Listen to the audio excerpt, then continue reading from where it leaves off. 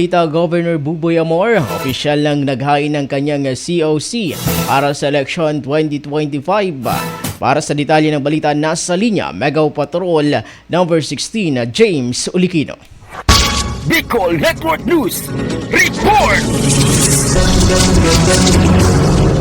Sa pinakaunang araw ng filing of Certificate of Candidacy, opisyal na nakapaghain ng kandidatura ang re-electionist na si Governor Edwin Buboy Amor para sa darating na May 2025 national and local election ngayong araw, Oktubre 1, taong kasalukuyan. Kaugnay nito, kasama rin ni incumbent Governor Amor ang ilan sa kanyang mga kaalyado mula sa Partidong Nationalist People's Coalition o NPC. Bukod kay Governor Amor, nakapag-file na rin ng kanyang kandidatura si kasalukuyang Sorsogon City Mayor Esther Amor na muling tatakbo bilang alkalde sa lungsod, kasama naman ang kanyang binibitbit na vice-alkaldeng si Vice Mayor Eric Juneda. Samantala, nananatiling bukas ang tanggapan ng Commission on Election o COMELEC para sa isang linggong aktibidad at para sa mga magpa-file ng kanilang COC, ito ay matatagpuan sa Function Room, 2nd floor, Right Wing National Government Center Building sa loob ng Capitol Compound, Sorsogon City. Para sa Bicol Network News, ito si Mega Patrol numero 16, James Ulikino, tatak tunay na serbisyo.